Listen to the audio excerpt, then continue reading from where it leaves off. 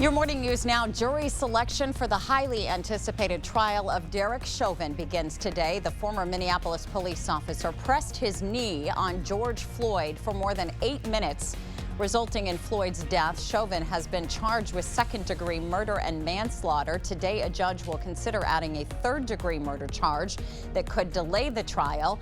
In anticipation of large crowds and possible protests, the courthouse is surrounded by barricades and the National Guard. The man responsible for a 15-hour standoff with police in Jackson County is in custody. 74-year-old Gary Hughes, who shot at an officer last week in rural Taylor, has been arrested.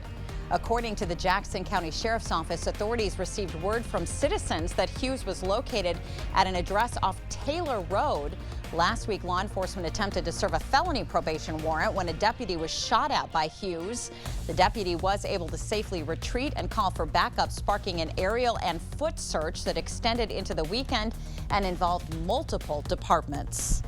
Well, it is going to be even warmer today than it was yesterday. We're going to see lots of sun, temperatures topping out near 60 degrees, warming even more tomorrow as those winds pick up out of the south. 65 for our high, but then those temperatures do take a tumble. We're back into the 40s by the end of the week and into the weekend. Our seasonal high right now is 40 degrees. President Joe Biden's nearly $2 trillion COVID relief bill is on its way to the House after passing the Senate by the thinnest of margins. No Republican lawmaker chose to support the package. The bill promises to send $1,400 stimulus checks to more than 85% of Americans. Once the bill is signed by President Biden, which could happen as early as tomorrow, the IRS says it could deliver checks within days to a week. New reported infections and deaths continue to fall in the U.S. Still, experts fear a potential fourth surge. They say variants are spreading and new infections are starting to level off nationwide. Dr. Anthony Fauci recommends people continue to wear masks. Despite this, in Idaho, people burned them at the state capitol. It's one of more than a dozen states without a mask mandate or with their mandate lifting this week. A new report from Wisconsin DHS says a new strain of COVID-19 has been identified in Wisconsin.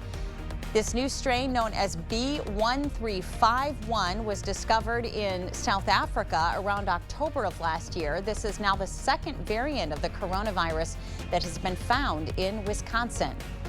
1 million people in Wisconsin have now received at least one dose of the COVID-19 vaccine, with more than half of those having completed the series. According to the Department of Health Services, more than 1 in 4 Wisconsinites aged 65 and older have been fully vaccinated, and nearly 3 in 5 have received their first dose.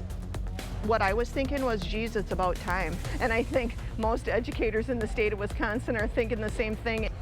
La Crosse County educators will have another chance to get vaccinated this Friday. More than 200 received their first shots at a county-run vaccination site at Onalaska High School last week.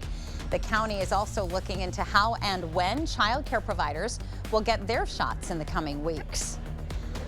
More students with the La Crescent Hoka School District are heading back into the classrooms. Starting today, 5th through 8th grade students are returning to in-person learning 4 days a week. Students will continue to learn virtually on Wednesdays so the district can deep clean the buildings. Starting today, computer support specialist students at Western Technical College will offer a virtual technology support help desk. The help desk is part of Western's community engagement program. It takes credit courses and uses them to address and solve needs in our area. If you would like to use the service, you can email studenthelp@westerntc.edu or call the help desk. The migrants that are here are just passing through.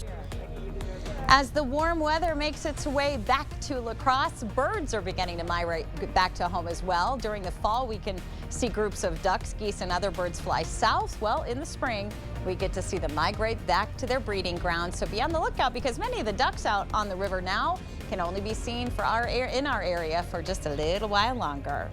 And we're seeing a little bit of patchy fog this morning, mainly in the Chippewa Valley. Once that lifts, the rest of the region will be mostly sunny, and it is going to be warm today. 49 degrees at lunchtime, highs today topping out near 60. We're in the mid 60s tomorrow, but then some rain for the middle of the week and back into the 40s by the weekend. We want to thank you for sharing your Monday morning with us, and we hope you have a great day. We'll look forward to seeing you right back here tomorrow morning. We're going to send you to CBS This Morning right after the break.